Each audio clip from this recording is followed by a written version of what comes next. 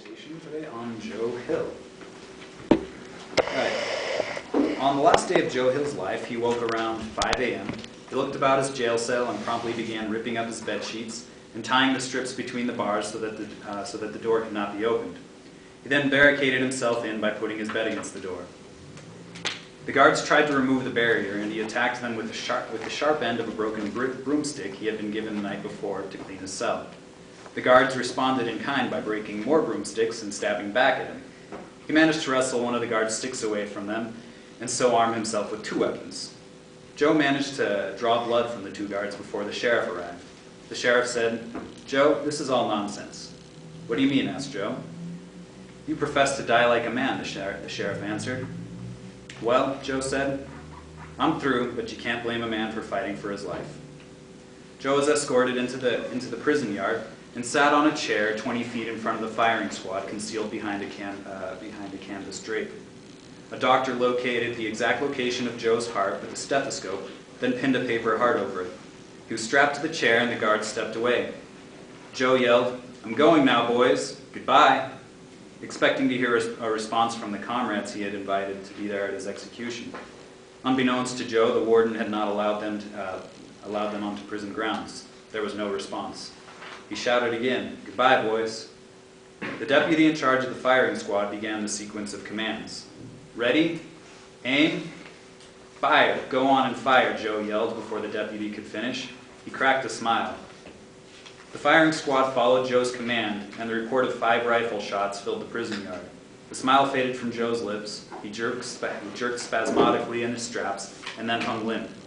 There were 4 dark circles in the paper heart pinned to his chest, and soon it was dyed red. It was just before 8 a.m. on November 19, 1915, in Salt Lake City. Some years after, Alfred Hayes would write the following poem. "I dreamed I saw Joe Hill last night, alive as you or me. Says I, but Joe, you're 10 years dead. I never died, says he. In Salt Lake, Joe, says I to him standing by my bed. They framed you on a murder charge, says Joe, but I ain't dead. The copper bosses killed you, Joe. They shot you, Joe, says I. Takes more than guns to kill a man, says Joe. I didn't die." And standing there, as big as life, and smiling with his eyes, Joe says what they forgot to kill went on to organize. "Joe Hill ain't dead," he says to me. "Joe Hill ain't never died. Where working men are out on strike, Joe Hill is at their side. From San Diego up to Maine in every mine and mill, where workers strike and organize, says he, you'll find Joe Hill. I dreamed I saw Joe Hill last night, alive as you or me. Says I, but Joe, you're 10 years dead. I never died, says he." Since then, Joe has been memorialized in numerous folk songs and legends. He's basically the Johnny Appleseed of the labor movement. As is often the case with folk legends, it is hard to tease out fact from folklore. Fortunately for us, while Joe was in the Utah State Prison, a friend wrote to him to request some biographical information. This was Joe's reply. "Biography, you say? No, let's not spoil good writing paper with such nonsense. Only the here and now is of concern to me. I'm a citizen of the world, and I was born on a planet called Earth. The exact spot where I first saw the light of day is of such slight importance that it deserves no comment. I haven't much to say about myself. Will say only that I have done what little I could do to bring the flag of freedom closer to its goal." That being said, in 1902, a 23-year-old man named Joel Haglund stepped off a boat from his native Sweden and into New York City. Like so many other immigrants from the old world, he had been lured to America with promises of opportunity and prosperity. What he found instead can probably best be summed up by an Italian immigrant to America who said, "It was an old superstition, sometimes half believed by the simplest immigrants, that the streets of New York were paved with gold. When they got here, they learned 3 things. First, that the streets were not paved with gold. Second, that the streets were not paved at all. And third, that they were expected to pave them." Joel soon changed his name to Joseph Hillstrom and began his life as an itinerant worker. His fellow workers would later change his name, shorten it down to Hill for him. Hopping freight trains around the United States in search of work.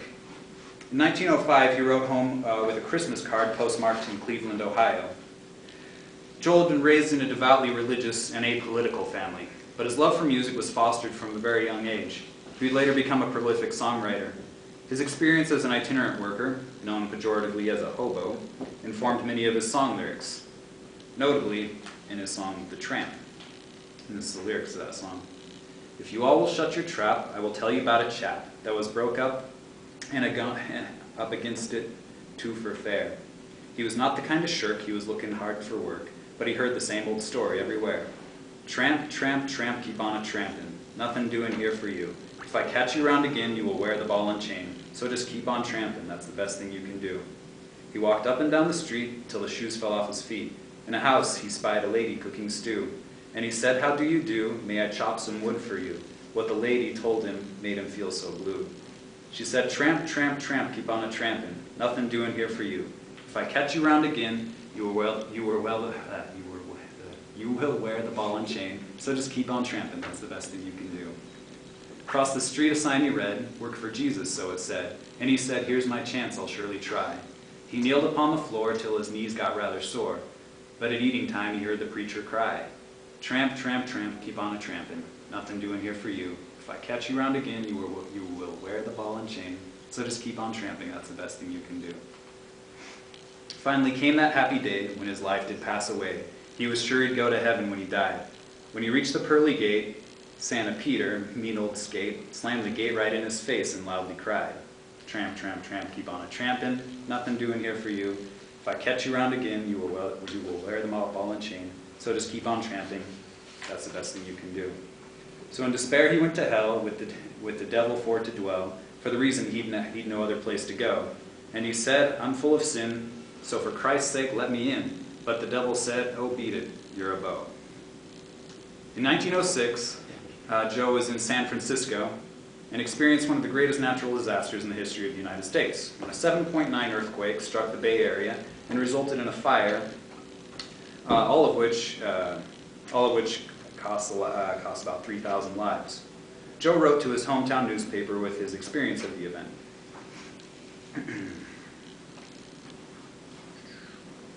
This is an excerpt from that letter.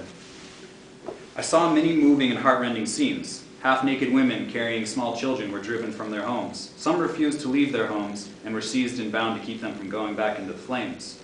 So-called martial law was proclaimed immediately. That means momentary death for the least criminal act or disobedience. 2 soldiers came and gave me an axe and put a large steel hat on me. And before I knew what it was all about, I was employed as a fireman in the San Francisco Fire Department. I worked for 36 hours without food or drink before I was released. My work consisted of helping old people from the fire, carrying out the sick from the hospitals, saving valuables, etc. The officer who released me first wrote down my name. Then he looked into my pockets for loot. If he had found any, I would have received an extra buttonhole in the vest for all my work and would probably have never written this letter. The fire was not out everywhere, and the formerly rich San Francisco is now a smoking ruin. About 100 frame houses are all that is left of the proud queen on the shores of the Pacific Ocean. In 1909, reports of an individual who identified himself only as Mexico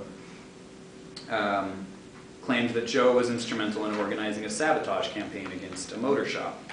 A new foreman had been hired at the motor shop, who then lowered wages of the workers by about 20%.